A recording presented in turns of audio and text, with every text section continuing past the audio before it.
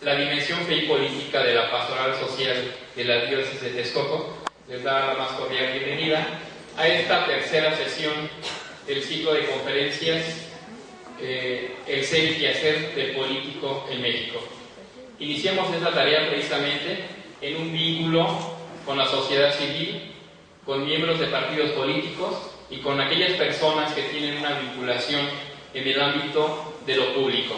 De ahí que el día de hoy entre ustedes nos acompañan profesionistas, hoy desde la rama educativa, nos acompañan servidores públicos de algunos ayuntamientos, aquí hay de Chimalhuacán, hay de Chiautla y de algunos otros de aquí de Texcoco.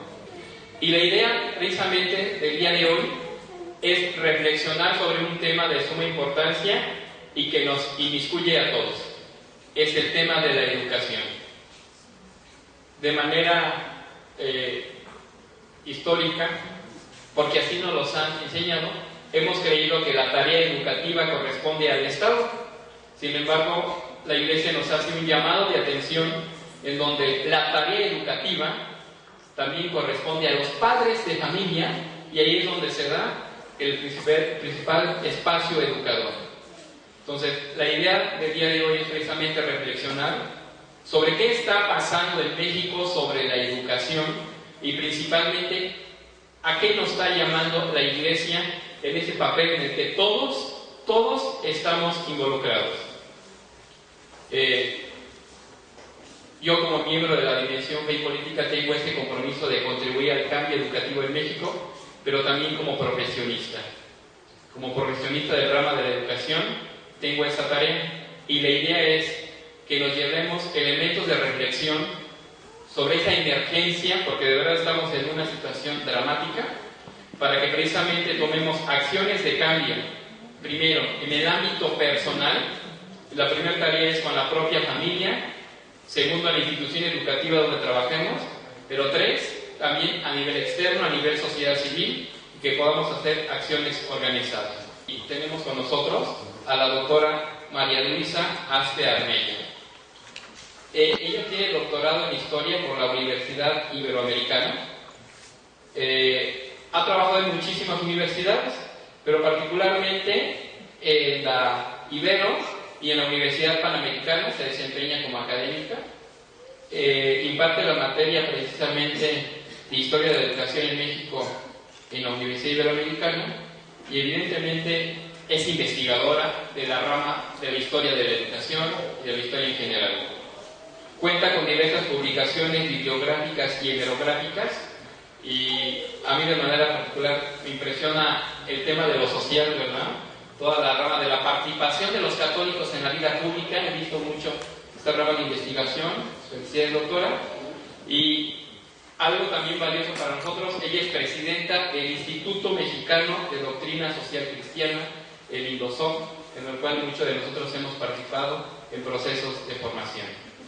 Como sabemos, ella viene a impartirnos la conferencia que ya hemos mencionado, que es Emergencia Educativa en México. Recibámosla con un aplauso.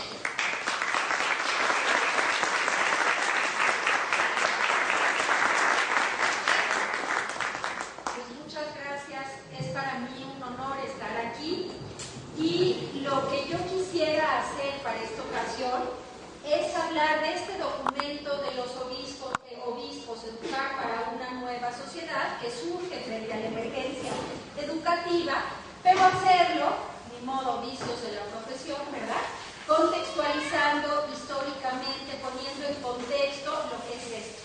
Cuando los obispos sacaron este documento, que no es carta pastoral, pero que este documento con orientaciones, todavía no sucedía, ¿no?, como este brote fuerte de la movilización social como reacción a la reforma educativa, ¿no?, y este complejo problema social que involucra fundamentalmente a la gente.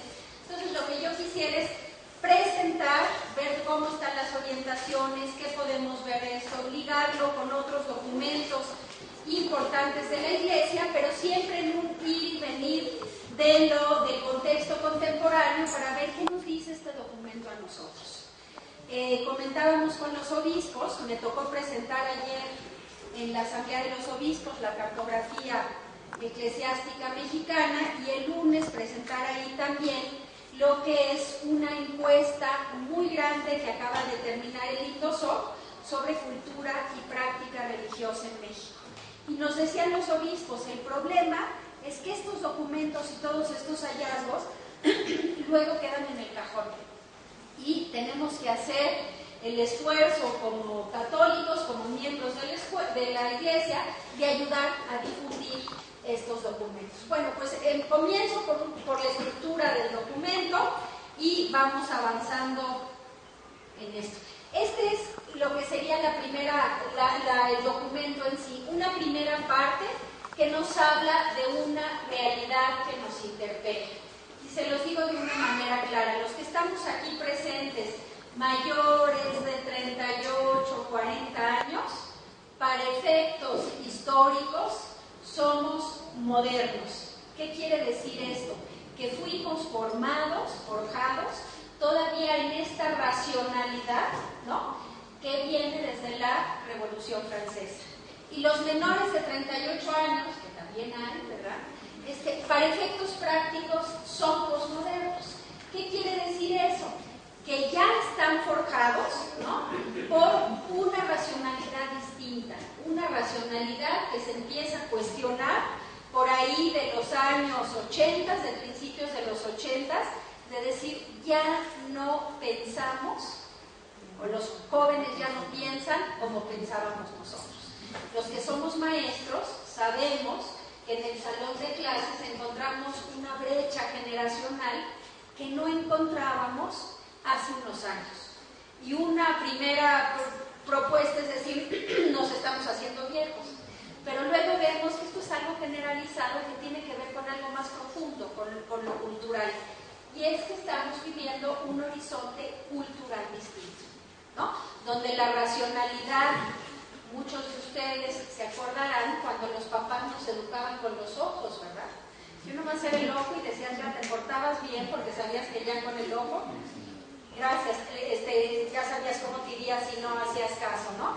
Intenten educar con sus hijos con los ojos y pues uno, si bien me va a hacer ridículo, ¿no? Bueno, entonces en este sentido, esto que es una cuestión muy cotidiana, pero nos habla de una realidad que nos interpela, un contexto sociocultural distinto, que es a lo primero, que ya hablaba parecida, pero que hablan los obispos en el documento. ¿Qué significa educar en una realidad cultural distinta? La segunda parte del documento, este es mi mero mole, que es la Iglesia y la educación en México. ¿Cuál ha sido toda esta tradición viva de la Iglesia católica en estas tierras desde la colonización y evangelización hasta el presente? Y también asumir que nos hemos quedado rezagados en varios puntos como Iglesia, ¿no? Y también tenemos que aceptar, como se ve ahora tristemente en la encuesta, que cuando se trata de escuelas confesionales, de escuelas católicas, no somos todo lo que estamos llamados a hacer. Y que cuando nos toca trabajar en escuelas públicas, pues es mucho más difícil dar un testimonio sin andar mostrando tu bandera de católica. Bueno, a esto se refiere esta segunda parte, Iglesia y educación en México. Lo tercero es una parte que es pedagógica, pero que tiene que ver también con una parte más profunda, que es la orientación, es decir, la antropología que subyace a nuestra manera de educar, ¿no? ¿Qué significa para los cristianos, para los católicos, educar? Y esto es importante ver, que tenemos una doble tarea, no es nada más de decir, bueno, pues voy a educar, tengo herramientas pedagógicas, tengo instrumentos, tengo recursos. No, sino que hay una antropología que subyace, humanista, a partir de la cual tenemos que impartir una verdadera educación. Y la cuarta parte del documento de los obispos, lo que nos ofrece son pistas, porque ya saben que luego nos quedamos, bueno, está muy bonito el documento, pero ¿y luego qué? ¿No? Y unas pistas que lo que pretenden son compromisos y tareas para una nueva acción educativa en la que se comprometen nuestros pastores, pero que exigen de nosotros un compromiso concreto. qué vamos a hacer a partir de esto. Y esto tener muy claro que es una tarea de todos. Nos están marcando la línea nuestros obispos, ¿no? Pero nos compete a todos. Y por eso es a grandes rasgos que podemos comenzar diciendo que la educación es responsabilidad que todas las personas compartimos. Y está hablando, como bien lo decían en la presentación, que los primeros comprometidos con esto somos nosotros los padres de familia, ¿no? Si nosotros no nos comprometemos con una educación de calidad, integral, humanista para nuestros hijos, no esperemos, como muchos padres esperan, que la escuela pueda suplir lo que nosotros en casa no les damos, ¿no? El ser humano está llamado a desarrollarse para afianzar su identidad y alcanzar su plenitud. Estamos invitados, convocados, nuestra vocación es a la felicidad. Pero la felicidad no entendida en este contexto posmoderno de lo que me siente bien, lo que me hace bien inmediatamente, sino a la plenitud de la vida. Y esto sabemos bien que cuando hay un don implica tarea, ¿no? Entonces, de este don que se nos da, ¿qué tarea nos toca para responder? Dios vino a nuestra historia, nos dicen, es una síntesis de lo que nos dicen los obispos en el documento, a nuestra historia, asumiendo Él mismo todo lo humano y descubriéndonos que Él es el camino, la verdad y la vida. Esto que nos creemos, esto que podemos repetir el credo, ¿qué ha pasado a lo largo de nuestra historia? Y una historia conflictiva, de conflicto iglesia-estado y toda esta historia mexicana, que muchas veces no atinamos a verdaderamente hacer vida lo que creemos. Y esto es muy claro que lo vemos, que disociamos la fe y la vida. La fe la reducimos al templo, la reducimos a la misa, si bien nos va a una vida sacramental mucho más comprometida, pero lo que es la educación, pero lo que es el compromiso social, esa es otra cosa, ¿no? Y a lo que estamos invitados es a descubrir que si Jesús es camino, verdad y vida, tiene que haber una congruencia clarísima entre lo que creemos y lo que vivimos. Y los obispos mexicanos nos invitan a participar con seriedad y prontitud, por eso se llama emergencia educativa. Urge, estamos rezagados, no solo en nivel de rendimiento técnico, sino estamos rezagados en lo que es una educación integral. Entonces urge que con seriedad tomemos este desafío, ¿no?, que el Papa Benedicto XVI llamó emergencia educativa. Y no sabemos si el Papa Benedicto XVI estaba pensando en México específicamente, pero sabemos que la emergencia educativa está y la tenemos tremenda. Bueno, entonces aquí los obispos empiezan con una presentación, nada más, aunque ustedes la puedan ver, la leemos porque es importante y ya pasamos al contenido. Aquí está la emergencia educativa, ya no somos capaces de ofrecer a los jóvenes, a las nuevas generaciones, lo que es nuestro deber transmitirles. ¿Qué nos están diciendo aquí en el sínodo de los obispos? Que está en riesgo serio, la transmisión de la fe. Y la fe, aunque es un don, la fe se educa, ¿no? Y entonces, en este sentido, por ello crece desde diversos sectores la demanda de una educación auténtica y el redescubrimiento de la necesidad de los educadores que sean verdaderamente tales. ¿Qué es un verdadero educador? Fíjense que este gran hombre, primer secretario de Educación Pública en México, José Vasconcelos, decía una frase muy bonita, que decía: un maestro, un auténtico maestro, es aquel que tiene el eros pedagógico.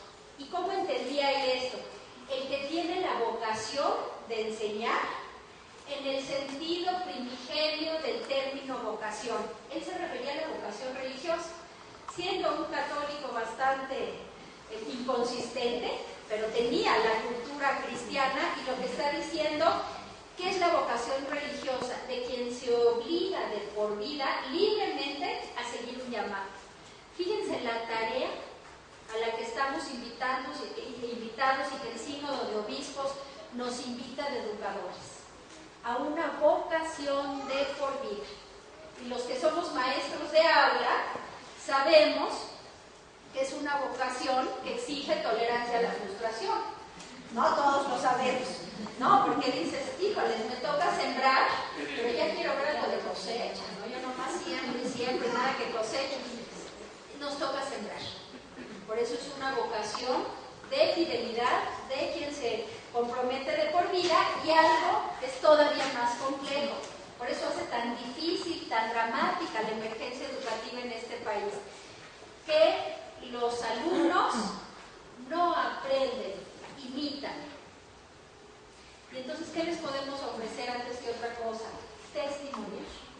Y la realidad es que dices, híjoles, con estos padres y con estos maestros, pues con razón salen los chamacos que salen, ¿no? Entonces, testimonio. Entonces, pues nos la ponen difícil los obispos porque están diciendo, es la tarea que tiene los rendimientos desde el punto de vista humanista, desde el punto de vista técnicos peores, pero es quien exige las personas más altas a nivel de compromiso, a nivel de una identidad de fe clara, y a nivel, por supuesto, también de competencia técnica, porque no solo se trata de que seamos buenos y comprometidos y que no sepamos enseñar. Bueno, la primera parte, a grandes rasgos, es los desafíos de la educación en México, de este tipo de sociedad que nos encontramos, la cultura a la que hacía referencia. La segunda parte, el pasado y el presente de la Iglesia en la educación en México. La tercera parte, los elementos fundamentales de esta antropología filosófica, de este humanismo que subyace al concepto de educación. Y la cuarta, la invitación a todos los católicos y a las personas de buena voluntad. Esto es muy bonito porque nuestros obispos nos dan orientaciones, pero no nos están diciendo esto nomás es para el rancho católico. Están diciendo a todas las personas de buena voluntad. ¿Por qué? Porque está afincada esta concepción educativa en valores humanos que son ciertos para creyentes y no creyentes. Si además nos toca a nosotros asumirlo desde la fe, por supuesto que nos toca, pero esto es válido para todos, ¿no? Bueno, ¿por qué no me detengo en esto? Porque el que yo pueda exponerles más o menos el documento de los obispos de ninguna manera suple la lectura, ¿no? Es lo malo que luego dicen, hijo, yo ya tuve la presentación, ya me quedo sin el libro, y no va por ahí, ¿no? Vamos a entrarle entonces a esta realidad que nos interpela, que es el cambio de... Les recomiendo a ustedes, yo sé que los católicos, tristemente, en el mundo contemporáneo no somos muy dados a leer las encíclicas, los documentos de los obispos, el magisterio latinoamericano, pero cuando nos atrevemos a hacerlos, tenemos de veras enseñanzas buenísimas. Échenle un ojo, gracias, échenle un ojo al documento de Aparecida en lo que se refiere a la cultura. Y los que son maestros y maestras verán que este documento nos da elementos para entender por qué estamos viviendo lo que estamos viviendo. ¿Y qué nos dice Aparecida? Estamos viviendo un cambio de época. Hay una cultura distinta que a grandes rasgos, como les decía, los mayores de 38 años fuimos forjados con sus más y con sus menos, si nacimos en Texcoco o si nacimos en Estados Unidos o si nuestra familia es tradicional o nuestra familia es más liberal, con sus más y con sus menos, pero fuimos forjados en una racionalidad moderna. Características de la racionalidad moderna: creemos en la objetividad de la verdad. ¿Qué quiere decir esto? Que verdaderamente con la razón se puede conocer la realidad. Nuestros jóvenes posmodernos no creen eso, ¿no? Ellos están forjados en esta racionalidad posmoderna que hace un quiebre la racionalidad moderna ya desde los años 70 del siglo XX, pero para los años 80 es muy claro, y no cree esta racionalidad en la objetividad de la verdad. ¿Qué es lo que piensa? ¿Qué es lo cómo se cree? Que no se puede conocer verdaderamente la realidad, a lo que podemos tener acceso es a las mediaciones, ¿no? Y siempre nos quedaremos en las mediaciones. Un ejemplo concreto.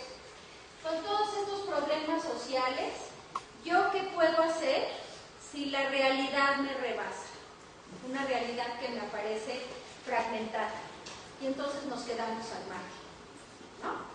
Si nosotros decíamos en nuestras escuelas, yo pienso, ¿qué nos dicen nuestros jóvenes? Yo siento, porque por este contexto cultural, donde hay una racionalidad débil, distinta, eso sería lo primero, que pone en duda la objetividad de la verdad y que por lo tanto las creencias se vuelven relativas. ¿Qué quiere decir? Si no hay una objetividad de la verdad, los principios son circunstanciales, ¿no?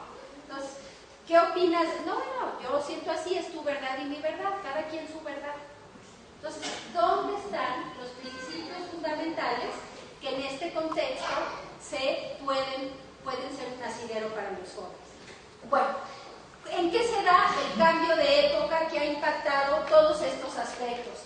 Económico, político, social, religioso, cultural y educativo, en las identidades de los pueblos y en las tradiciones. Brevemente, en lo económico, ¿cuál es el signo económico de este nuevo contexto? La globalización. ¿Qué quiere decir? Una economía de mercado liberal, ¿no? Que está basada en el mercado, pero en el mercado global. Ya no es México centrado en su esquema, sino que es una economía global, ¿no? Y que las decisiones económicas no se toman en nuestros países, sino en los centros financieros internacionales. Esto, ¿qué ha pasado con esta economía neoliberal global? Lo que ha hecho es, en pocas palabras, que el pez grande se coma al chico y que las comunidades pequeñas, que se privilegie el capital sobre el trabajo, un principio fundamental de la doctrina social de la Iglesia, dice que el trabajo está por encima del capital. Esta economía pues, nos está diciendo que el capital está por encima del trabajo, ¿no? La eficiencia económica, ¿no? El ganar más.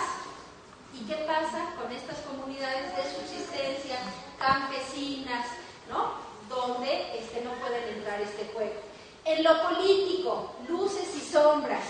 Una luz importante de este nuevo contexto político tiene que ver con la democracia como un discurso correcto. Y fíjense que estoy diciendo discurso correcto, porque vemos en nuestros países que no necesariamente corresponde a la realidad, ¿no? La democracia. Con el bien común como un principio correcto. Yo me atrevo a decir que en nuestros países, y en el caso de México, pues les pedimos mucho a nuestros jóvenes, pero rara vez han encontrado el bien común, es decir, el bien de la comunidad por encima del bien individual, actuante en nuestras figuras públicas. Yo no sé cómo les vaya en Texcoco, pero si lo vemos a nivel federal, a nivel nacional, pues vemos casos muy tristes donde el bien individual está por encima del bien común, ¿no? Esto sería. Bueno, en lo social, ¿qué pasa con lo social? Hay un cambio sociodemográfico importante y me voy a situar en el caso mexicano. Fíjense que de hace 10 años para acá ha cambiado el contexto sociodemográfico de nuestro país. Y esto tiene implicaciones culturales, religiosas. ¿Qué se ve? Las mujeres tenemos que trabajar y vamos a trabajar. Pero ¿cuál es el problema? Que si las mamás vamos a trabajar, ¿quién se ocupa de los hijos en sus ratos que no están en la escuela? Si bien nos va y nos irá muy bien, ahí están las abuelas que les pasarán lo mejor de la tradición y de los valores. Pero si no son las abuelas, ¿dónde se educan los niños? la verdadera educación como transmisión de valores. Y esto tenemos esta realidad sociodemográfica. Fíjense que hay más de un 40% en México de hogares uniparentales. Esto es inmenso el número. ¿Qué quiere decir hogares uniparentales? Que solo hay un jefe de familia, que por lo general es la madre, ¿no? Y que puede ser soltera, abandonada, divorciada, como le quieran todas las categorías, pero que estamos en esta situación. ¿Esto de qué nos está hablando? Que la familia tradicional, ¿no?, que es la garante de estos valores tradicionales de los que queremos transmitir, está en serio riesgo. Y nos toca a nosotros ver cómo en este nuevo contexto tenemos que hacer algo para garantizar la transmisión de la fe, pero también la transmisión de los valores, ¿no? En el aspecto religioso, identidades débiles por la misma cultura. ¿Cuántas veces no hemos oído? No, yo no lo siento. Yo no voy a ir a misa porque no me nace, ¿no? No, yo la verdad no lo siento. O bueno, yo porque me voy a confesar con un sacerdote que igual es peor que yo, ¿no? Fíjense cómo la cultura, el relativismo, los principios débiles, ¿no?, se nos cuelan como la humedad hasta el fondo de la vida. Y esto afecta, por supuesto, en lo religioso. Hay que decir que aquí tenemos otro problema que también podríamos hacer. Muchas de las homilías no le dicen nada a nuestros jóvenes. Entonces, ahí todos tenemos una tarea para hacer, pero yo lo que les digo, y de veras, esta es una recomendación como mamá, como muchas de ustedes son mamás, no hay que soltar la toalla, ¿no? Cuando los jóvenes nos dicen, ay no, hoy no hay que ir, no hay que soltar la toalla, porque lo que sí les puede dar una identidad fuerte es el ejemplo, no otra cosa, pero el ejemplo sí. Igual ves que estás cansadísima, te da la flojera, lo que sea, el testimonio es importante, ¿no?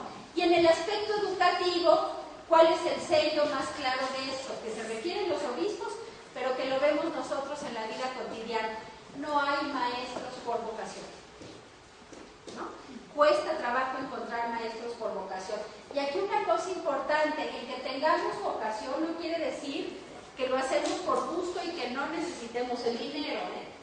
Evidentemente que por vocación implica yo vivo de esto y necesito el salario, pero hacerlo por vocación, ¿no? Bueno, y en las tradiciones, pues lo vemos como en este contexto, si no encontramos un asidero importante, se empiezan a perder las tradiciones más valiosas. Un valor que se ha perdido mucho con la globalización y que no nos damos cuenta, la austeridad como principio de vida. ¿Qué era la austeridad? Hace unos 30 años, la austeridad era un valor fundamental de una vida cristiana auténtica. ¿Qué es la austeridad en la actualidad? Pues eres un pobre diablo, ¿no? No tienes por qué, ¿no? Se ha visto como un signo de fracaso material lo que era el Buen Fin. Ya iba todo el mundo a azotarse con el Buen Fin, a gastarse el dinero que no tiene, ¿no? Y a irse por la lógica del mercado, ¿no? Que además es la peor educación que le podemos dar a nuestros hijos porque se frustran si no lo tienen, ¿no?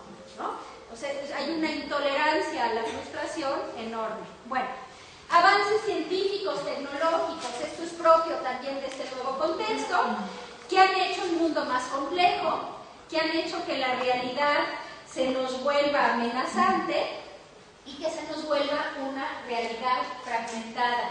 Ya no podemos conocer toda la realidad, ¿no? ¿Qué nos pasa con eso? Frente a los problemas sociales, yo no soy nadie, yo no puedo hacer nada. Y entonces nos entra una especie de desolación. Bueno, súmenle a esta realidad una peor, que es la mediatización, esos son los medios de comunicación, la mediatización de la realidad. Les pongo un ejemplo que todos vemos. Se hace el Teletón, que hay que decir que a mí yo era muy crítica del Teletón y me invitaron a dar unas pláticas a los voluntarios y me quedé apantallada del trabajo de los voluntarios, pero hay cosas criticables en el Teletón. Pero bueno, nos enseñan una realidad tristísima y sale ahí un artista, ¿no? Y no tienes piernita y te duele no tener piernita, un la tristeza humana, ¿no? ¿Y qué pasa? Acaba el telesón y se nos olvida qué pasó con esas personas. Cuidado con los medios, en este sentido hay que ser críticos frente a los medios. No se trata de decir en mi casa no habrá televisión, sino que educar a los muchachos, a los hijos, en ser críticos frente a la información que se da. El tsunami en el sudeste asiático, ¿no? Fíjense cómo es esto de la cultura de la mediación. Ni siquiera tienes que verlo. Llamas al teléfono, ¿no? Te quitan de tu tarjeta de débito 20 pesos, lo das y cuando la cámara deja de ver al tsunami y ve otra realidad, se nos olvidó esa. Siempre hay una mediación que nos impide estar en contacto con la realidad, ¿no? Entonces, ¿qué pasa con nosotros? Nos entra una emotividad momentánea. ¡Ay, los pobres de Guerrero! Nos volcamos en Guerrero. Siguen los pobres de Guerrero, pero ya se nos olvidó.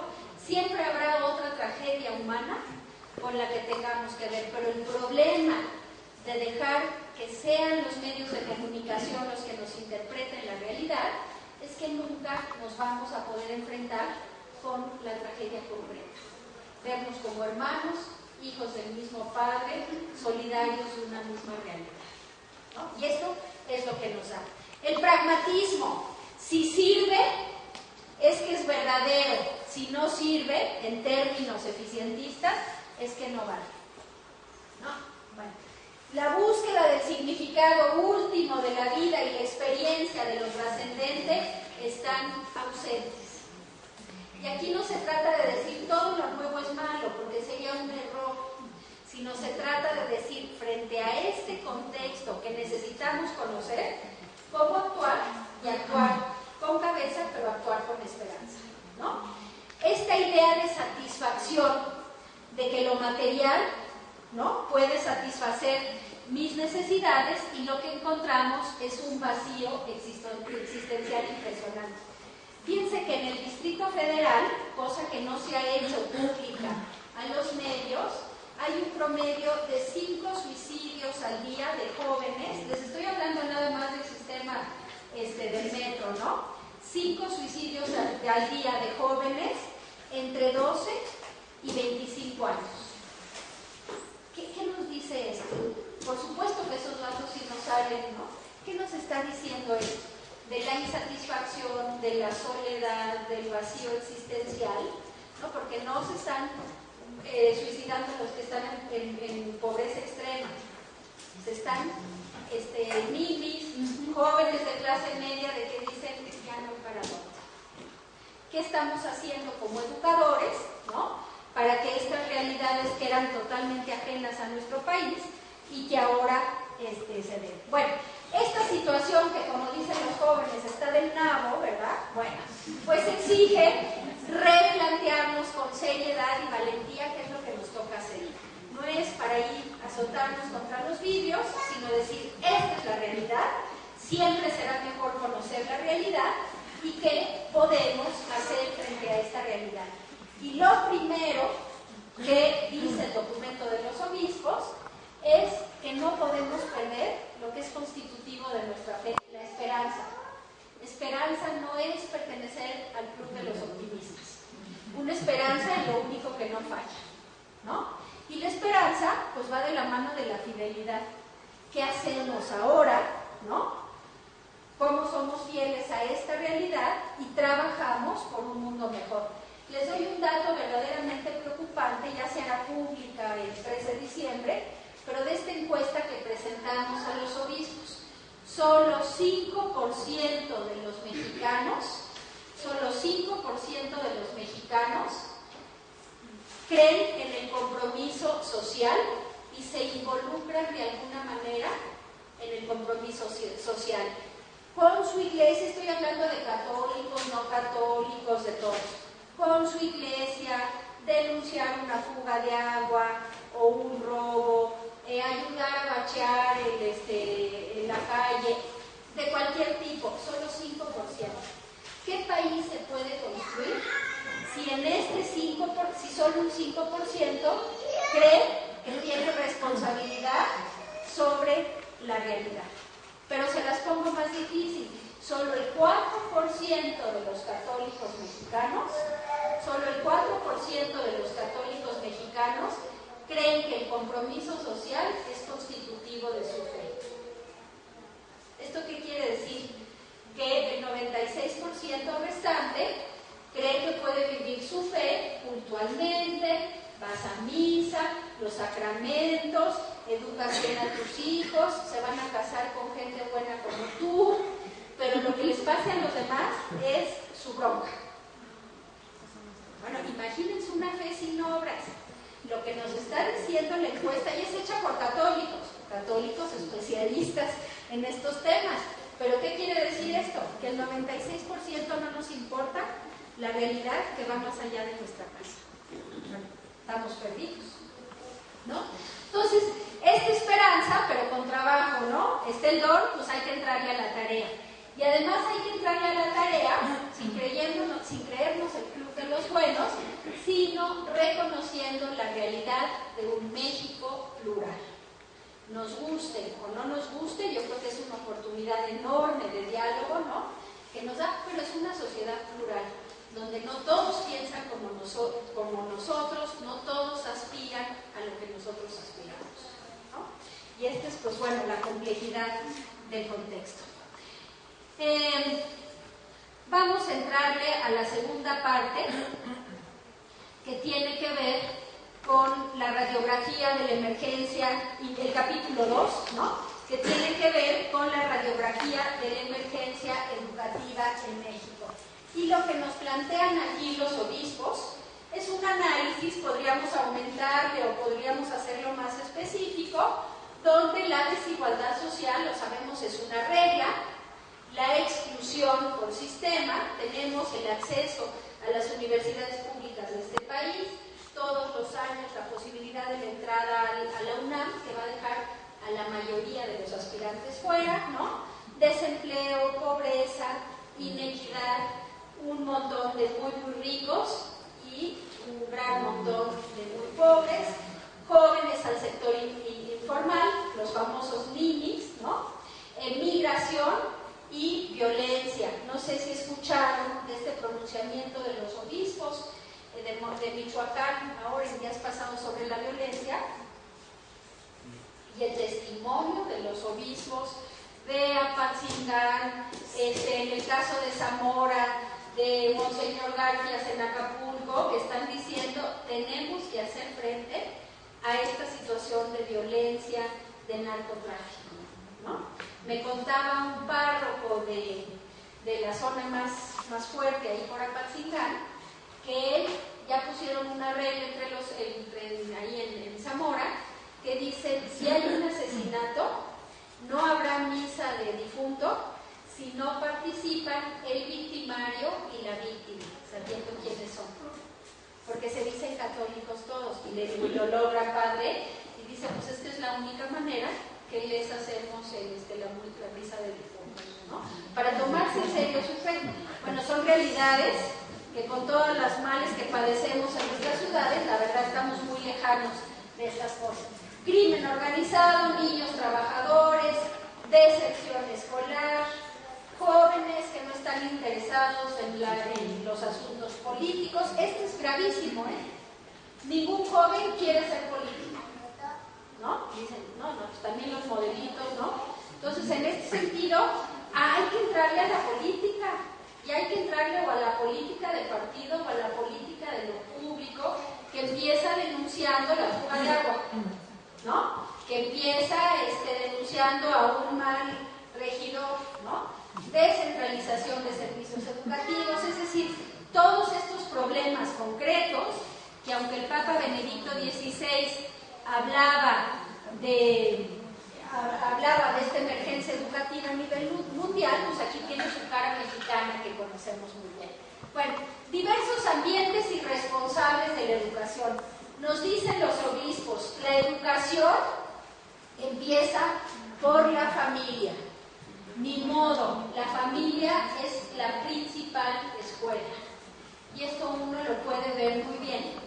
Cuando está en el aula, dice, ha de venir de una familia comprometida, que se preocupa, preocupa, ¿no?, consistente. Lo primero, la familia. También menciona, por supuesto, a la escuela y a las universidades privadas en este sentido, aunque luego ya hablará del Estado y de las públicas. ¿Qué implica esto de las escuelas y universidades privadas y específicamente católicas? Que tendrían que ser, que no son, el modelo de educación cristiana. Salió en el Distrito Federal una encuesta sobre las escuelas católicas del sur de la Ciudad de México, y de veras que decías, ay, quítale lo de católica, porque qué vergüenza, ¿no? Entonces, donde verdaderamente debe de ser testimonial. Reforma educativa, ¿no? Ya entramos en los problemas. Cuando los obispos escribieron este documento, estaban planteando de una reforma educativa integral que se basara, ¿no?, donde los agentes educativos tuvieran la responsabilidad y donde los sindicatos no tomaran las decisiones académicas, ¿no? Bueno, entonces no salió la reforma como se planteaba. La Iglesia, ¿cuál es la responsabilidad educativa de la Iglesia? ¿Quién me dice? Está preocupante que no sepamos, ¿eh? No tan preocupante por nosotros, también por nuestros pastores. ¿Cuál es? Pues la Iglesia somos todos los bautizados. Quisiéramos saber cuál es nuestro compromiso. Yo creo que esto es fundamental, que es algo que muchos católicos, que nos decimos católicos, no saben, ¿no?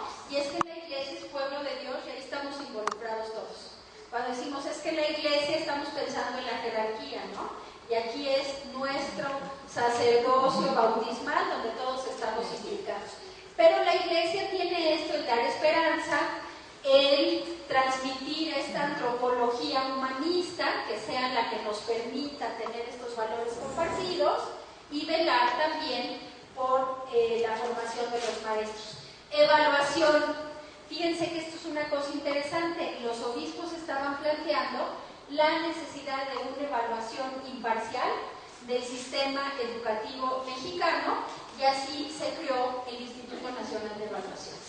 Que por cierto, la directora, la que está no directora, sino la que preside esto, Silvia Schmelkes, es una académica y una gran especialista en educación, muy preocupada además por lo social, pero en fin, ahí está. La educación formal, las escuelas, las pedagógicas, en fin, donde está el núcleo de lo que debería de ser la enseñanza, y por último el Estado y el Sistema Nacional de Educación. Esto es nada más para plantear que aunque nos queramos salir, ninguno quedamos fuera de este diagrama, ¿no? Es muy fácil decir, qué horror los del CENTE, o qué horror los de la CENTE, o qué horror el BESTER, o qué horror el secretario de Educación. ¿Cuál es nuestro papel en este proceso educativo? Entonces, primera tarea que nos plantean los obispos, ¿dónde estamos ubicados en el circulito? Porque de ahí no nos salimos. Hay algunos que estamos en más de un circulito, ¿no? Bueno. Diversos ambientes irresponsables. Y aquí lo que nos plantean los obispos es que es el papel fundamental de la mujer. La mujer es la principal educadora. Y les cuento una noticia bonita, entre tantas feas, y es que en la Encuesta Nacional sobre Cultura y Práctica Religiosa, los mejores evaluados, se evalúa a obispos, se evalúa a párrocos, a religiosos, a religiosas, los mejores evaluados de todos los laicos, que somos una desgracia según la encuesta, ¿no? Los mejores evaluados, las mujeres y las religiosas, ¿no? O sea, esto se lo presentamos a los obispos. Las mujeres y las religiosas son las que salen las mejor evaluadas y las más confiables de todo el entorno, ¿no? Entonces, bueno, ¿qué quiere decir esto? Pues que tenemos una tarea mucho más fuerte y una responsabilidad mayor, ¿no? El sindicato. Si nos ponemos a hablar del sindicato en materia educativa, pues no nos vamos a ir en toda la tarde, ¿verdad? Pero bueno, ¿qué implica esto? Que los sindicatos verdaderamente sirvan a los fines de los agremiados, pero que no asuman, ¿no?, las tareas que son específicamente constitutivas, educativas y pedagógicas. Y por otro lado, sanear, ¿no?, la cuestión de la corrupción. Me contaban antes de empezar un caso muy lamentable de corrupción en un sindicato, ¿no?, y de un católico, ¿no?, que se metió en estas cosas.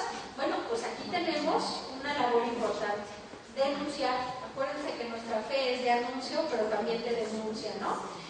Indicadores internacionales.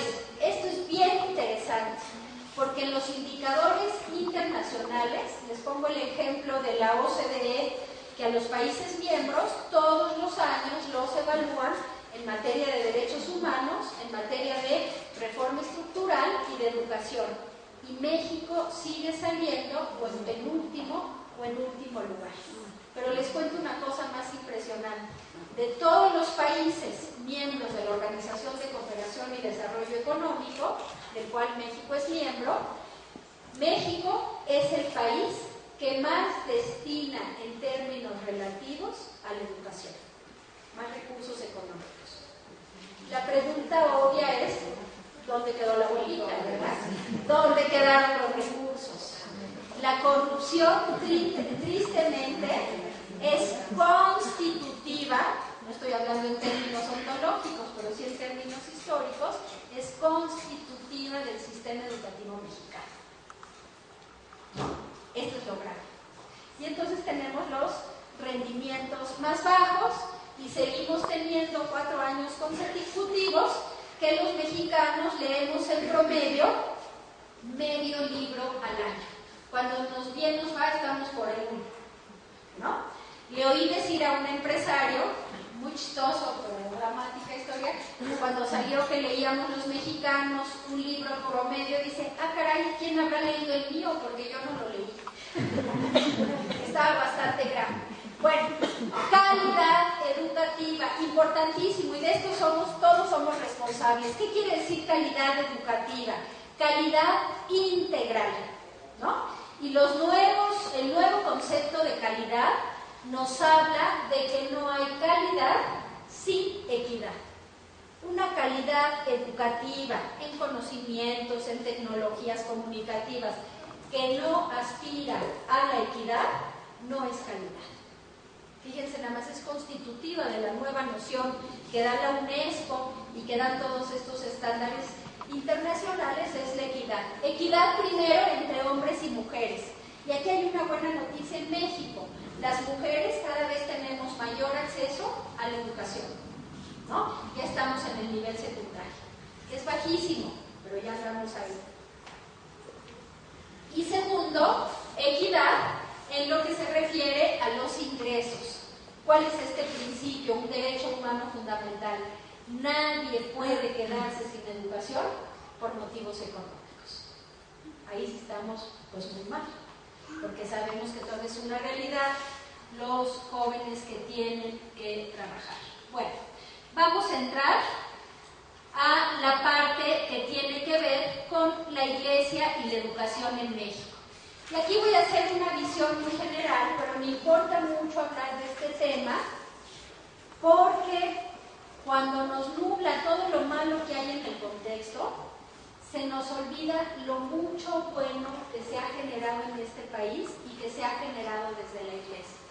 Entonces, yo leía una dedicatoria de un libro de una señora del siglo XIX que me quedó marcado y lo cito mucho. Ahí les va la dedicatoria.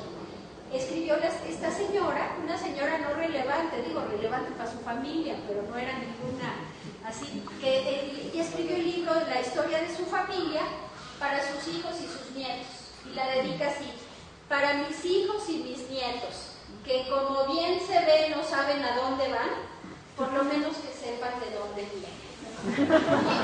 Entonces, esta mujer era sabia, entonces me encanta y la cito mucho. Bueno, pues como a veces parece que no sabemos a dónde vamos, vamos a ver de dónde venimos. Y a grandísimos rasgos les voy a hablar de la liga que tiene la Iglesia y la educación en México. Y comienzo por un momento importante que es el siglo XVI.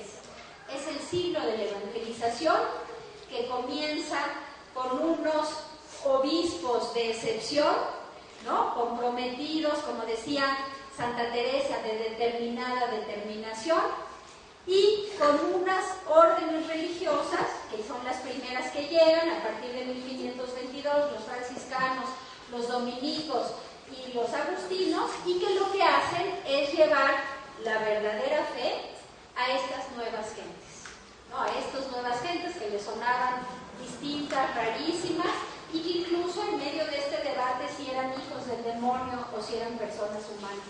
¿Y qué hacen estos primeros frailes? Lo primero que hacen es evangelizar educando y educar evangelizar. Fíjense cómo esto que dicen los franciscanos, los primeros, Mendieta y estos primeros 12 en el siglo XVI, es aplicable a nuestro momento actual. Se evangeliza educando y se educa evangelizando, ¿no? ¿Y qué es lo primero que hacen estos frailes?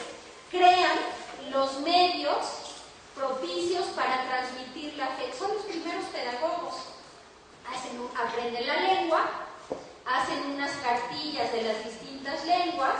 En menos de 30 años se aprenden más de 40 lenguas indígenas, los distintos frailes, ¿no?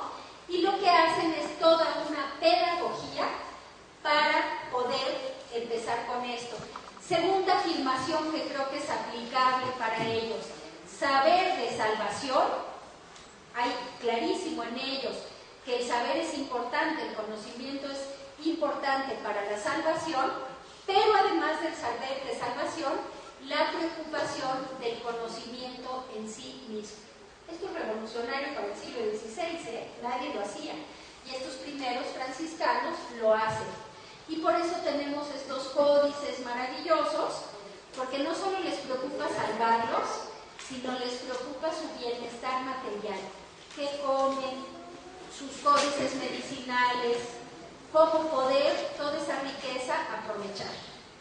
Les recomiendo, si tienen hijos latosos, que vean el Códice Florentino, que es cómo educan a sus hijos, esos primeros mexicanos. Pone uno un comal, unos chiles poblanos, y al escuincle, así aparece en el códice, te ponen la cara hasta que te lloren los ojos y te portas bien. La otra es picarlos con las puntas de maguey, ¿no? O sea, toda la pedagogía familiar la sacamos de ahí. Bueno, esa no las vamos a aprender, pero bueno, lo que es interesante, y esto creo que es algo que tenemos que retomar, y es de la Iglesia. El conocimiento en sí es verdadero, ¿no? Y es valioso, y lo que nos están diciendo es el rescate de las tradiciones, de las mejores tradiciones, ¿no? Hay tradiciones feas también, pero además de eso, todas estas estrategias pedagógicas que nos están fallando, ¿no? Para evangelizar educando y educar evangelizando. Si eres una maestra regañona que dices estos alumnos posmodernos son un horror, pues ni lo intentes, vete otra cosa.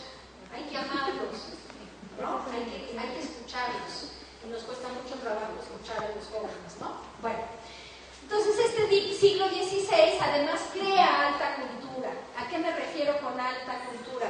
Pues ahí está la Real y Pontificia Universidad de México, ¿no? Que es ahora, después de muchos avatares y prohibiciones en la historia, lo que es la Universidad Pontificia. Y tenemos también la creación de cultura. Creación de cultura católica, donde andamos en deuda los católicos mexicanos. Ya no generamos cultura. ¿Y qué es lo que están haciendo?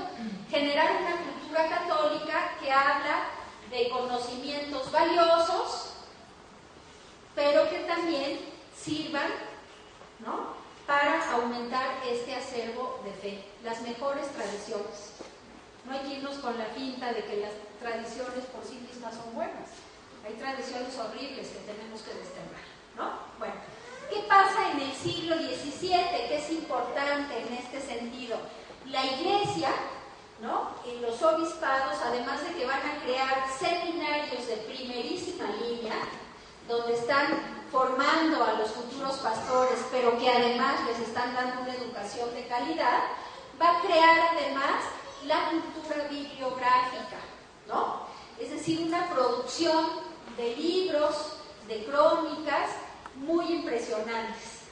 Fíjense que ayer que estaba revisando para la cartografía católica esto de los mapas, pues en Europa se siguen tomando el Padre Pino, este gran misionero jesuita del siglo XVII, de finales del XVII, que fue el que se dio cuenta que era la península de Baja California, que era península y no isla, ¿no? Bueno, es decir, conocimientos sólidos, ¿no? Pero además de esto, siempre pensando en que esto es para mayor gloria de Dios y para bien de los hombres, ¿no? Bueno, ¿qué otra cosa tenemos más adelante en la educación? Vamos a entrar después de este periodo glorioso a la creación de la Iglesia, de lo que es la identidad nacional. Esto es una cosa que hay algunos círculos más de línea anticlerical que no les gusta reconocer esto, pero en el criollismo del siglo XVII la identidad nacional surge católica, ¿no? Esto es importante, y surge diferenciada de la española. Estos criollos que luego harán la independencia, o sea, hay una identidad que es católica y que es fundamentalmente guadalupana. Tan guadalupana es que les cuento una anécdota, no de lo mejor del criollismo, pero en una guerra de la independencia, todavía en vida de Hidalgo, se pelea el ejército realista con el ejército insurgentes. El ejército insurgente lleva el estandarte de la Virgen de Guadalupe y el realista lleva el estandarte de Nuestra Señora de los Remedios. Ganan los insurgentes y fusilan a Nuestra Señora de los Remedios. Así de bravos somos los mexicanos. Pero bueno, entonces es una identidad que nace católica y es una identidad que nace guadalupana y que gesta lo que es el primer proyecto de nación de este país. O sea, la Virgen de Guadalupe como creencia, pero la Virgen de Guadalupe como cultura, símbolo de unidad de los mexicanos. No es casual que lo mismo Zapata, ¿no? Que Hidalgo, por supuesto, que Zapata, que levantamiento zapatista, ¿no? Tomaran a la Virgen de Guadalupe como símbolo de unidad nacional, ¿no? Bueno, el siglo XIX es el siglo más dramático para la Iglesia y para los católicos en México, porque se debate entre una concepción anticlerical y anticatólica, que es el liberalismo, y esta tradición que venía desde la Nueva España, que es católica. Fíjense que tenemos en todo este periodo liberal que va desde 1840, bueno, ya desde un poquito más, pero digo desde 1856 hasta 1863, que lo que hace la ley, la Constitución, es quitarle la personalidad jurídica a la Iglesia. ¿Qué significa esto? Que los miembros de culto, ¿no? Los religiosos, los obispos, los sacerdotes y las monjas también, carecen de personalidad jurídica. ¿Qué es la personalidad jurídica? ¿Alguien sabe? Nuestra existencia como ciudadanos.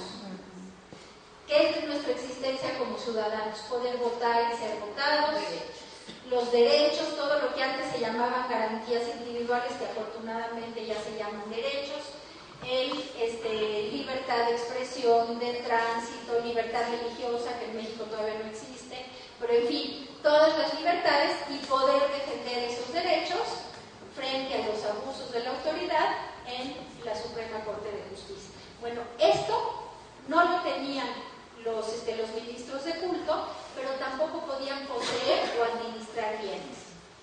¿Y para qué hacen esto los liberales? Porque tratan de evitar, fíjense la labor educativa cómo es trascendente, tratan de evitar la transmisión, la reproducción del catolicismo, suena muy feo así en términos sociológicos, pero eso es, ¿no? A través de prohibir las escuelas católicas. Si les están diciendo no pueden poseer escuelas y no pueden administrarlas, la tirada es que si no hay escuelas católicas, si no hay maestros católicos, católicos, se acaba el catolicismo en México, ¿no? Y la ley reglamentaria 130 constitucional de la Constitución de 1857 dice que el ámbito de acción de la Iglesia es de las puertas del templo para adentro, y con puertas cerradas, les faltó decir, y el ámbito de la conciencia. Fíjense nada más. Ahora, ¿por qué les digo esto? Van a decir, bueno, ya a mí el siglo XIX, ¿qué me importa? Esto forjó en los católicos dos posibilidades. Una, un mayor compromiso con su iglesia, un mayor compromiso con la educación de calidad, y en otros católicos, como yo digo, católicos de closet, ¿verdad? Católicos vergonzantes, que preferimos no meternos en los asuntos de la vida pública. O peor todavía, católicos disociados, que el domingo soy católico en misa, pero que el resto de la semana actúo como si no lo fuera. Bueno, todo este rollo, para que sí se ríen, ¿verdad que sí hablamos mucho? Todo este asunto, ¿a qué nos lleva? A lo trascendente, que lo supieron ver los liberales del siglo XIX, que es la acción educativa. La acción educativa lo que hace es reproducir un sistema cultural. Y eso es nuestra responsabilidad como padres de familia, como maestros, ¿no? Como ciudadanos, ¿no? Y no tratamos de hacer un México católico, tratamos de hacer un México donde el testimonio de los católicos haga mejores ciudadanos, mejor educación, mejor rendición de cuentas, una iglesia más comprometida. Bueno, ¿qué pasa en este siglo XIX? Que la iglesia va a padecer en este ámbito público y que la dejan pues arrinconada en el templo o en el nivel de la conciencia. Tú piensa lo que quieras en tu interior, nomás no pretendas hacerlo público, ¿no? Llegan esto a la decisión delirante de prohibir las peregrinaciones el 12 de diciembre. Por supuesto que se toparon con pared. Imagínate si vas a no ir el 12 de diciembre a la Basílica de Guadalupe, ¿no? Pero bueno, entonces esto es lo que pasa.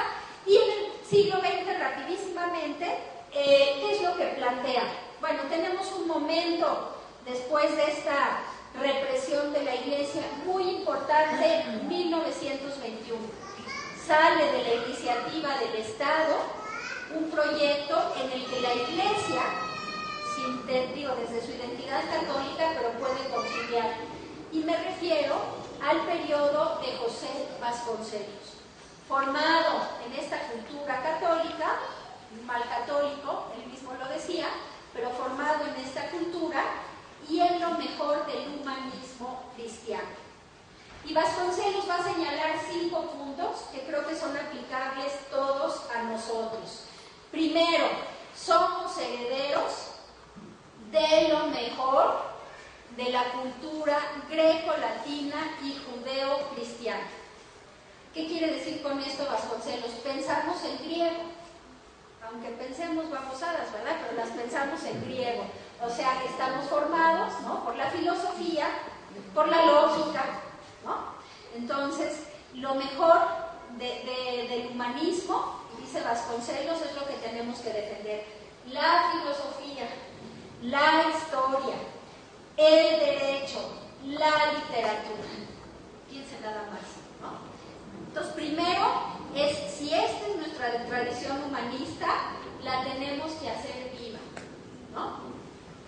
Claro que como ahora los maestros tenemos que perseguir la chuleta toda la semana, pues ya no te da tiempo ni de preparar la lección, ¿verdad?, del viernes, pero bueno, eso es lo primero. Segundo, el centro del proceso educativo, dice Vasconcelos, es el maestro por vocación. Fíjense qué bonito, el del eros pedagógico que les decía, el que se obliga de por vida libremente a seguir un llamado. Segundo punto de Vasconcelos. Tercero, importantísimo, que coincide plenamente con la antropología humanista de la que nos hablan los obispos en el documento. Tercero, importantísimo, la educación no es otra cosa que formar personas. Y en ese tercero importante, ¿no? La educación es un fin y nunca un medio. ¿Por qué? Porque las personas con una inalienable dignidad son fines en sí mismos y no medios. Esto, si lo tuviéramos claro y lo hiciéramos, no tendríamos problemas. ¿Qué quiere decir? Que no nos puede llegar un presidente y plantearnos que la educación va a ser el mecanismo para la reforma agraria, o que la educación va a ser el mecanismo para establecer el neoliberalismo en nuestro país. Las personas son fines, no son medios. Y la educación no es un instrumento, es un fin en sí mismo. Porque estamos hablando de formar personas respetando su plena dignidad. Ahora, no crean que Vasconcelos dice sus puntitos así. Ya uno que se lee todo el rollo de Vasconcelos, pues saquen claro estos 3 puntos. Cuarto punto. ¿Cómo soñaríamos esto, verdad? Dice Vasconcelos. Un maestro tiene que ser bien remunerado. Y todos, Vasconcelos, regresa. Bien remunerado, ¿no? Y actualizado en forma y fondo a lo largo de su vida. Fíjense nada más que Obregón, que era el presidente de la República, un generalote bastante barbaján, brillante, pero barbaján, ¿no? Y sin embargo hay que decir de Obregón que destinó la 4ª parte del presupuesto federal a educación. Si pensamos eso en un régimen militar, se necesita la 4ª parte del presupuesto federal. ¿Cuánto se destina a la educación total en México en este momento? Vamos a ventanear a Peña. ¿Cuánto se destina? No llega al 4%. No llega al 4%. ¿No? De la educación total, estoy hablando de ciencia, tecnología, investigación de posgrado, no llega al 4%. ¿No? Bueno, entonces en este sentido, este es un punto fundamental. Y por último, bueno, bien remunerado, capacitado y con una capacitación a lo largo de la vida. Y lo último que dice Vasconcelos, tanto la educación como los maestros, que se les paga bien, que tienen vocación, que están capacitados, tienen que ser evaluados. Fíjense si no es lo más moderno. Pero ¿cómo está entendiendo la evaluación Vasconcelos? No creo que como le entienda Choiset, no lo sé, pero no me late que es igual. ¿Cómo está entendiendo la educación integral? ¿No? Una evaluación que no sea numérica, ¿no? Sino que sea una evaluación integral, pero una vez que se les dotó de los recursos para llegar a un piso común. Fíjense nada más, ¿no? Y dices, y Vasconcelos lo dice esto en 1921, ¿no? Entonces, si es un humanista y está preocupado cree verdaderamente en la dignidad de la persona humana y cree además en la altísima tarea que tenemos. Por supuesto que la Iglesia Católica pudo muy bien coincidir en proyectos con el proyecto oficial, que en el último siglo se había peleado, ¿verdad?, con el proyecto oficial, porque parten de una misma base, que es la dignidad de la persona humana y la alta tarea educativa.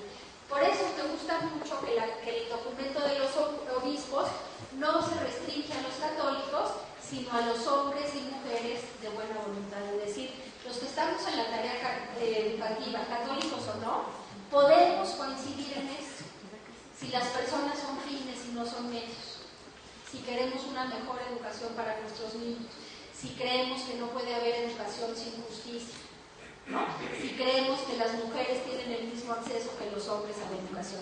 Bueno, después de Vasconcelos, pues vamos a tener que a lo largo de los periodos se mediatiza la educación, ¿no? Se convierte en medio para la reforma agraria, para las reformas estructurales, en fin, para muchos temas, pero también hay que decir que después del Concilio Vaticano II, y no vamos a culpar al Concilio Vaticano II, sino a darnos cuenta que la sociedad se vuelve crecientemente plural, baja la formación uniforme de los católicos mexicanos. Y aquí sí tenemos un saldo pendiente muy importante. No hay una formación integral de los católicos que luego van a incidir en el mundo educativo. Les cuento una anécdota babosa, pero que les da mucha risa y los que se las cuenten. Que hace poco llegó una señora de esposa de un funcionario público y estábamos hablando no sé qué de lo sacramental y dice ella, no, a mis hijos, como mi esposo era subsecretario en ese momento, sí los confirmó, no un padre, uno muy importante que era obispo, ¿no? Y ella se decía que era católica y decía, sí, híjoles, ¿no? Esa es la formación que tenemos los católicos, ¿no? Entonces, bueno, ¿qué pasa? Que es entendible en un contexto plural, pero ella que creyó que confirmaban los importantes porque su esposo era funcionario público, por eso le tocó obispo, ¿no? Decía, pues está grave. Bueno.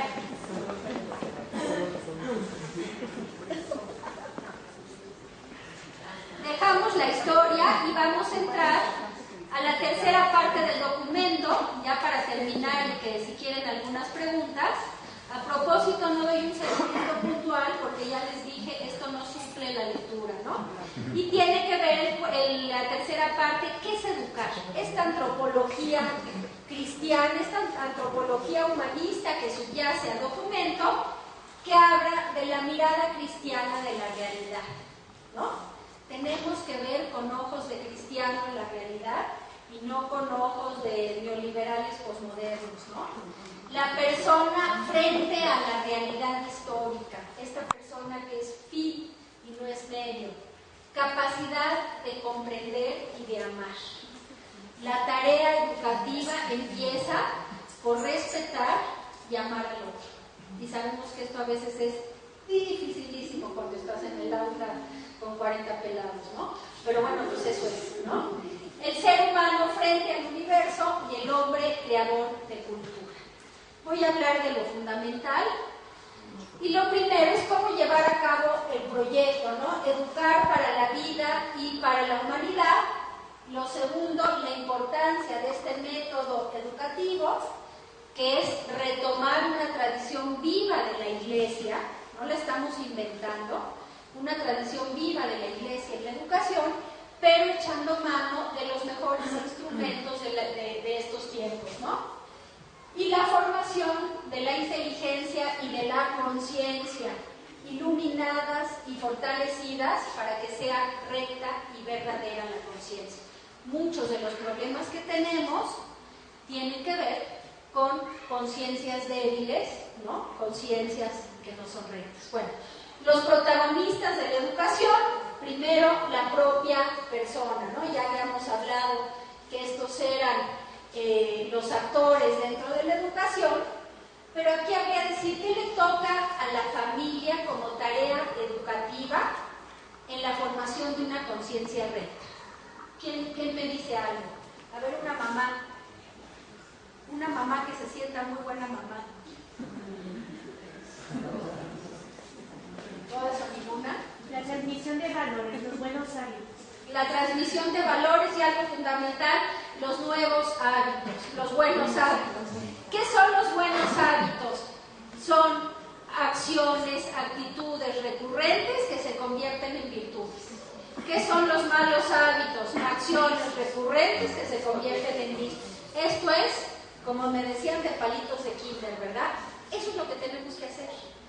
¿Qué ha contribuido en este contexto de materialismo, de materialismo, de este capitalismo liberal? ¿Qué nos ha pasado? Que estamos poniendo el énfasis en el tener y no en el ser. Y yo creo que aquí todas las mamás podemos hacer un examen de conciencia. Muchas veces, sobre todo las que tienen hijos chiquitos, ya le das para que se callen, ¿no? Le das y ya cállate, anda, ya no llores y le das la cosa.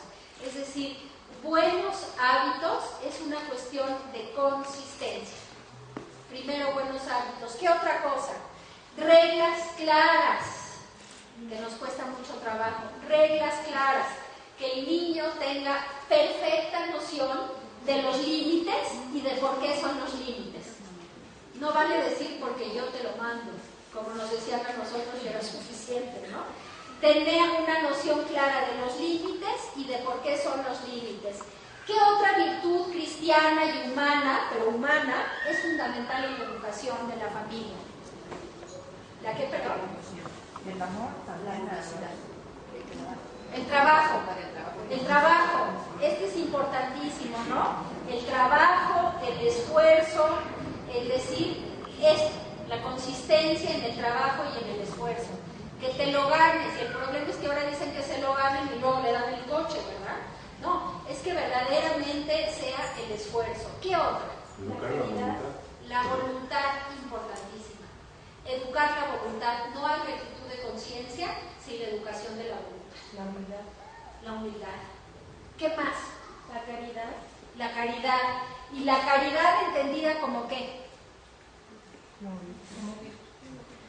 Como virtud, como que siempre, pero de que somos con los otros, ¿no?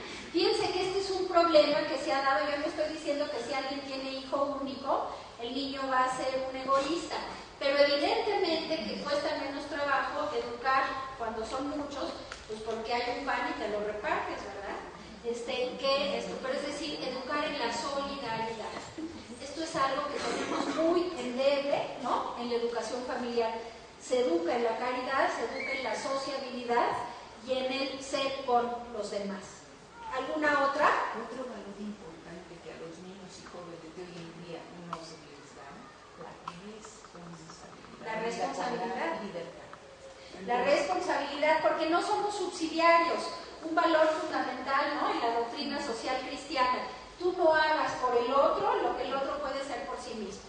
No hay nada peor, espero que no sea su caso, que yo me acuerdo cuando eran mis hijos chicos y que te decían las mamás, no, es que no podemos ir porque tenemos examen.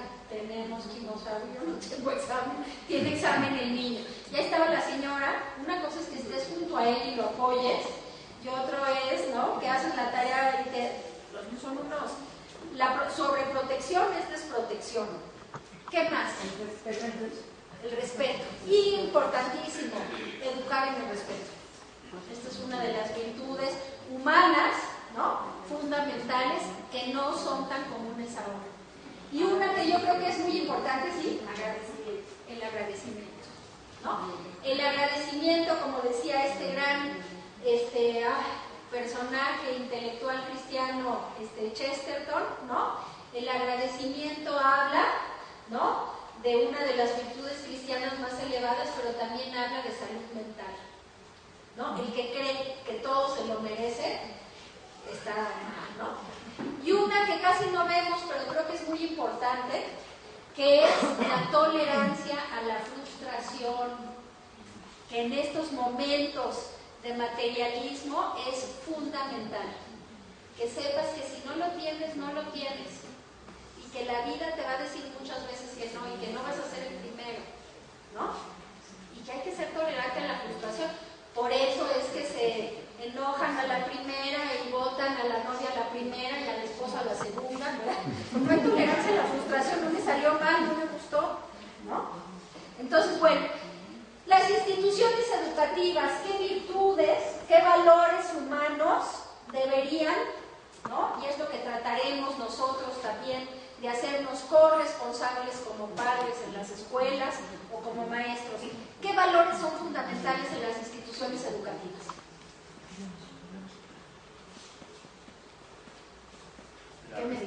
La responsabilidad fundamental.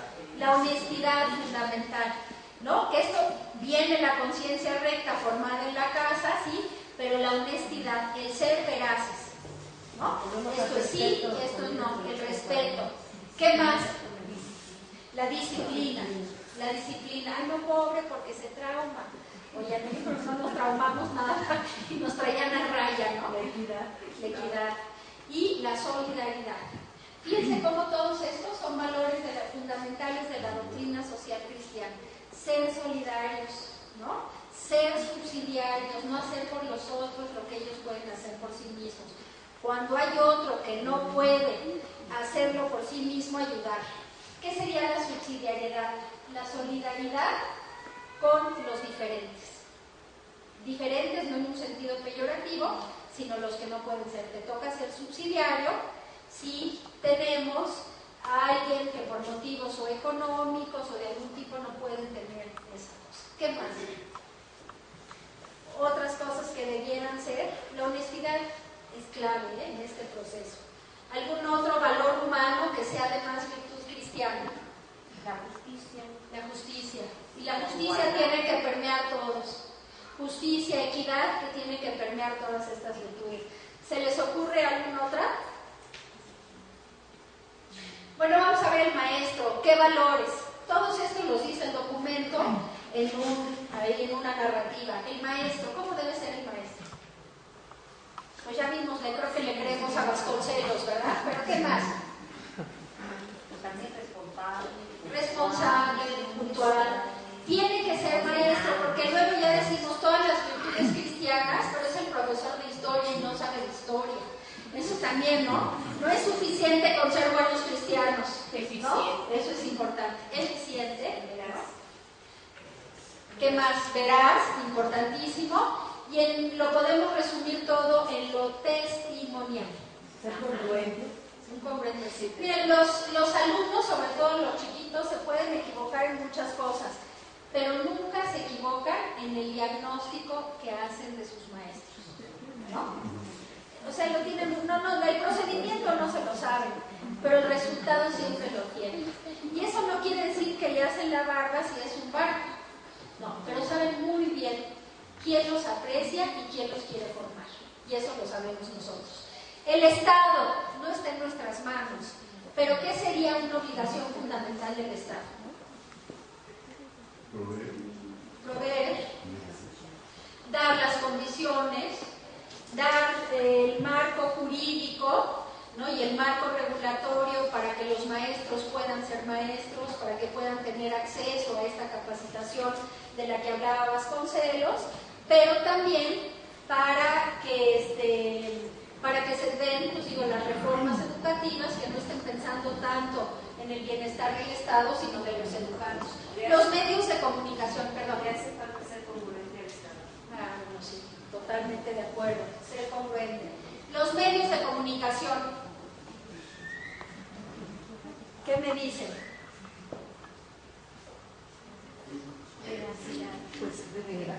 Veracidad,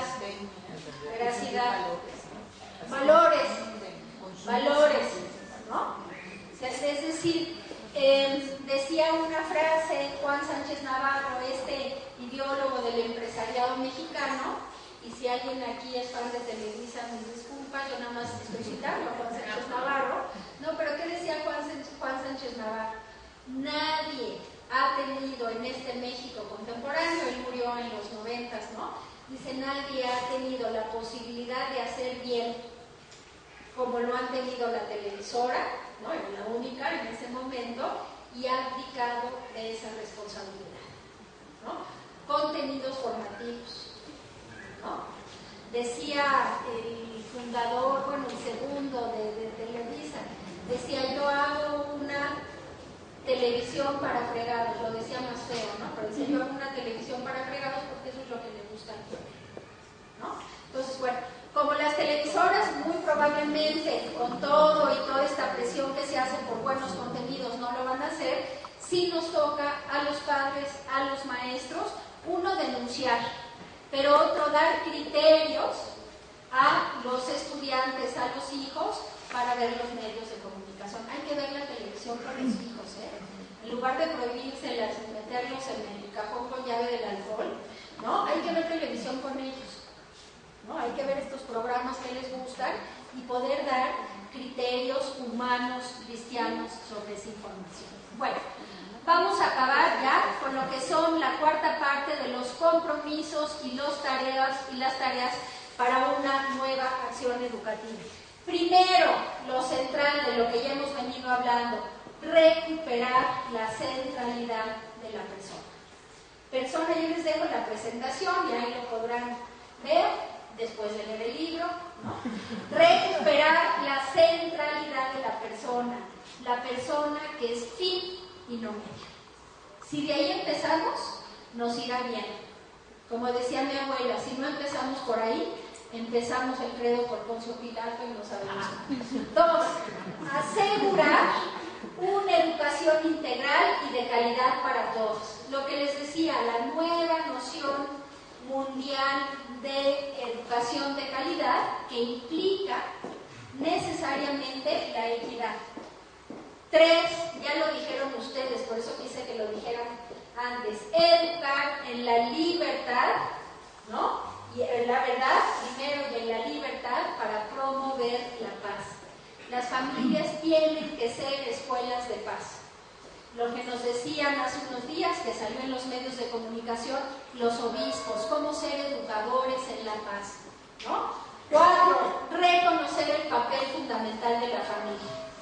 Tratar de privilegiar estas familias tradicionales, pero también, si ya no son estas familias tradicionales, ser solidarios con ellos en la formación de familias humanas y cristianas. 5, hacer de toda instancia eclesial y de toda acción pastoral un servicio educativo. ¿Hay alguno de ustedes que participe activamente en la vida de la parroquia o en la vida de la iglesia? ¿En qué? ¿En qué? En la comunicación. Es una acción educativa. ¿Nadie en la pastoral social? ¿En qué? En catequesis para adultos, Evangelización. Tiene que ser, ¿no? O sea, lo que sea un trabajo educativo, esa es una línea transversal. También en medios de comunicación. En medios de comunicación, importantísimo, ¿no? Y los criterios ahí son básicos. ¿Alguien más? ¿Nadie se apunta para la pastoral social? Entonces, eso es fundamental. Lograr que la escuela y los maestros encuentren caminos de cumplimientos de su misión. Más allá, no me voy a meter en el tema de la movilización social, pero sí hay que no cerrar los oídos a lo que decían. Necesitamos, ¿no?, los elementos suficientes para poder cumplir con nuestra misión.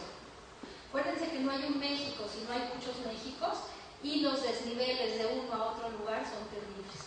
A nosotros nos toca trabajar por aminorar las brechas, no por ahondarlas, ¿no? Propiciar que los medios de comunicación sean medios y no fines, ¿no? Lo dijo López Dóriga, ¿no? Palabra de Dios, no. ¿No? Promover la colaboración de gobierno y sociedad para una nueva acción educativa. No podemos solos. Tiene que ser la concertación de todos. Formar a los formadores. Y esto sí creo que es una tarea, aunque trabajen o no lo hagan directamente en alguna de las líneas pastorales de la parroquia o de la diócesis, sí es muy importante tomarnos en serio la formación de los formadores. No vamos a poder formar a todos. Vamos a formar los que a su vez tengan en su ámbito de acción familiar, escolar, parroquial, la posibilidad de formar a otros. Hay que formar a formadores. Y mirar a Cristo y a María, y así terminan en la invitación que nos hacen los obispos, como sentido y plenitud del proyecto educativo de la Iglesia. La mejor tradición educativa de la Iglesia en México, como decía, es una tradición viva que hay que recuperar. A nosotros nos toca, y no nos podemos hacer los no convocados, los receptores, ¿no?, de la estafeta de la transmisión de la fe, pero también de la transmisión de esta mejor tradición educativa. Buenas tardes a todos. Mi nombre es Claudia Sevilla, a sus órdenes. Hace un momentito platicábamos acerca de los valores que nos gustaría que los niños, pues estuvieran trabajando junto con nosotros como docentes. Más bien aquí mi invitación para todos nosotros sería que siempre trabajemos con nuestros alumnos el hecho de la esperanza, porque hablábamos acerca de una pluralidad que vivimos hoy en día, y esta misma yo creo que debe de ajustarse a cada uno de los niños, y nosotros ser portadores de esperanza, de fe, que estas palabras no se queden fuera de lo que nosotros manejamos como los valores universales. Claudia, qué bueno que dices porque esto es fundamental.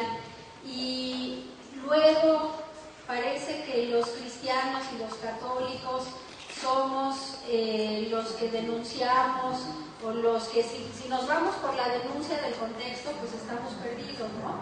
Porque es fundamental que demos razones de nuestra esperanza, que además es la única que no falla.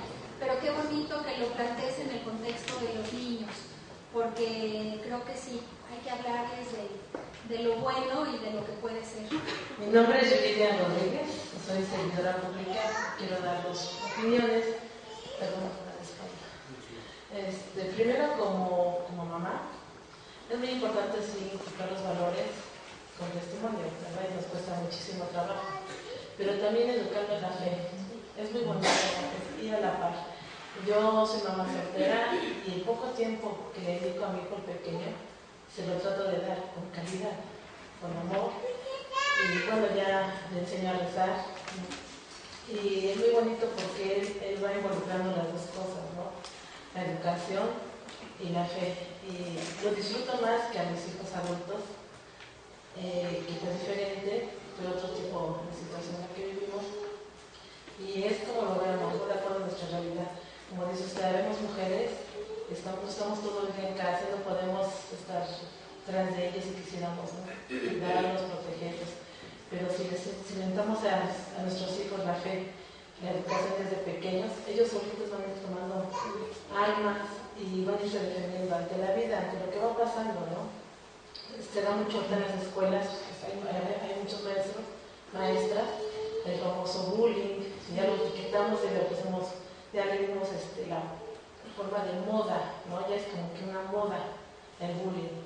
Entonces, para nosotros como papás desde casa, ir inculcando, pero si no hay fe, si no hay esa educación en la fe, es muy difícil que nuestros pequeños dispersen esto, ¿no? Y como servidora pública, bueno, también he tratado de ser lo mejor posible, tanto como católica, tratar, me decía el señor obispo, y nunca se me olvidó, está aquí presente, le agradezco mi invitación, pero hubo un pasaje de mi vida que yo le dije, ya no voy a ser catequista, no me lo merezco, ¿cómo voy a dar testimonio, no? Por esta acción. Y me dijo, tú vas a ser catequista hoy y siempre, no es necesario estar en la iglesia dando los niños, si no se puede, inculca esto en toda tu vida, en donde estés, trata de catequizar,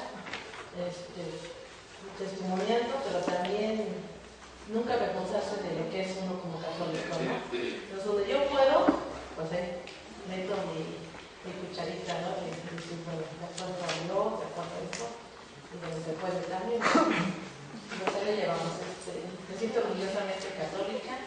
Y yo invito a todos que no se avergüencen, que hay que luchar con nuestra fe y da aparte de esperanza, nos fortalece. Pues no tenemos fe, no estamos inventados en algo firme. Y a mí me dio mucho valor, mucha confianza en sí misma, y he crecido mucho como persona, como mujer, como madre y como católica. Gracias. Gracias por tu testimonio, qué bonito y doblemente valioso se me hace en este papel de mamá en condiciones complicadas, pero también en este papel de funcionario público, que cómo necesitamos, y qué padre que aquí haya varios funcionarios públicos, dignificar la política, ¿no? Es el lugar donde se concreta, nos dice el pensamiento social cristiano, el mayor bien social, ¿no? Porque es el servicio al bien común, qué bueno que estén ahí. Si hacemos de nuestras comunidades familiares, de nuestras comunidades educativas, de nuestras comunidades en la función pública, comunidades cristianas, una verdadera comunidad cristiana, pues otro gallo nos cantará, ¿no? Hay algo que quiero nada más mencionar de todos sus testimonios que me llama mucho la atención. Yo creo que aquí tiene que ver el señor obispo, pero como todos sus comentarios tienen un sello de esperanza, ¿no? Y ya está bueno de ser transmisores de malas noticias. Eso no se trata de ser ingenuos ni de dejar de ver los riesgos, el contexto, pero siempre es mejor, como decía un maestro muy valioso y muy santo, que dice, mira, más que cortar las cizañas,